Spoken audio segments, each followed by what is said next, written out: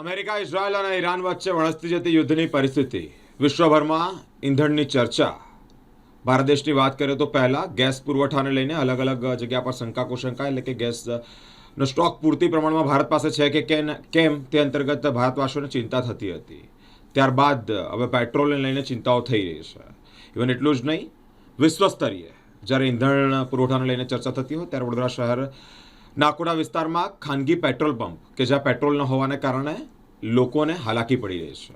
લાંબી કતારો આ પેટ્રોલ પંપ પર જોવા મળી છે. એક તરફ મધ્ય પૂર્વમાં ઈરાન અને ઇઝરાયલ વચ્ચે ચાલી રહેલા યુદ્ધને કારણે આંતરરાષ્ટ્રીય સ્તરે ઈંધણ પુરવઠાને લઈને ચર્ચાઓ ચાલી રહી છે. ત્યારે વડોદરા શહેરમાં પણ ઈંધણને લઈને અછતની વાતો વચ્ચે કેટલાક વિસ્તારોમાં નાગરિકોને હાલાકીનો સામનો કરવો પડી રહ્યો છે. તાજેતરમાં જ શહેરના કેટલાક ગેસ એજન્સીઓ પર એલપીજી ગેસ બોટલ મેળવવા માટે નાગરિકોની લાંબી લાઈનો જોવા મળી હતી. ગેસ બાટલાના પુરવઠાને લઈને લોકોમાં ચિંતા પણ જોવા મળી. ત્યાં વચ્ચે આજે વહેલી સવારે અકોટા વિસ્તારમાં આવેલા ખાનગી પેટ્રોલ પંપ પર પેટ્રોલ ખૂટી જતા વાહન ચાલકોને મુશ્કેલીનો સામનો કરવો પડ્યો છે. રોજની જેમ ઘણા લોકો પોતાના વાહનમાં પેટ્રોલ ભરાવવા માટે પંપ પર પહોંચ્યા હતા, પરંતુ પેટ્રોલ ઉપલબ્ધ ન હોવાને કારણે તેમને નિરાશ થઈ પરત ફરવું પડ્યું હતું.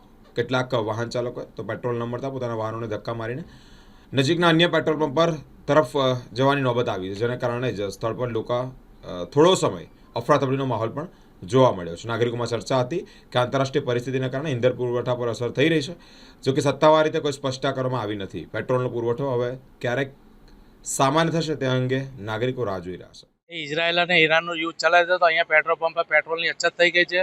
મેં ઘણી દૂરથી આવ્યો છું, તો મારે પેટ્રોલમાં ગાડી 2 કિલોમીટર ચાલે એટલું પેટ્રોલ હતું, તો મેં અહીંયા પેટ્રોલ ભરાવા આવ્યો તો અહીંયા પેટ્રોલ નથી. તો મેં અહીંયા પેટ્રોલ ભરાવા આવ્યો તો મને પેટ્રોલ ના મળ્યું, તો મારે હવે આ માટે ધક્કો મારીને બીજી જગ્યાએ પેટ્રોલ પંપે જવું પડશે. તો મારે પેટ્રોલ ભરાવા પાછળ ધક્કામાં તાપમાં જવાનું છે, એટલે અરે બહુ હાલાકી છે, એટલે બહુ મુશ્કેલીમાં આવી જઈશું. આ તો પેટ્રોલ ના હોય તો સરકારને એક જ નિવેદન છે કે જલ્દીથી જલ્દી આ વ્યવસ્થાને સારી રીતે બનાવે, અને એટલો સરકાર ઉપર ભરોસો રાખે છે કે જલ્દીથી જલ્દી અમારું આ પેટ્રોલનું નિંદાકરણ લાવશે વ્હીકલો માટે. Thank you. શૈલેષભાઈ અગ્રવાલ, કોટા. શું કરવા આવ્યા છે? પેટ્રોલ પૂરા શું કહે છે એ લોકો? નથી પેટ્રોલ. કેટલી તકલીફ પડી રહી છે? પેટ્રોલની ઘણી તકલીફ પડી રહી છે. અચ્છા, ઈરાન અમેરિકા વોર જે ચાલી રહ્યું જેને કારણે અસર પડી રહી છે. હા, આપને કેટલી તકલીફ પડે છે? અને ઘણા દૂરથી મેં તો આવ્યો છું પેટ્રોલ પૂરા. શું આશા સાથે આવ્યા હતા અહીંયા? પેટ્રોલ પુરાવા માટે. હવે શું કરશો? હવે આગળ જવું પડશે, શું કરીશું? પેટ્રોલ બી નથી. કેટલી દૂર છે અહીંથી પેટ્રોલ પંપ બીજો? ખાસો દૂર છે, 3-4 કિલોમીટર. થઈ જાય શું કરશો? હવે પેટ્રોલ તો ચાલતા જવું પડશે. શું નામ તમારું? મારું નામ છે છોડું.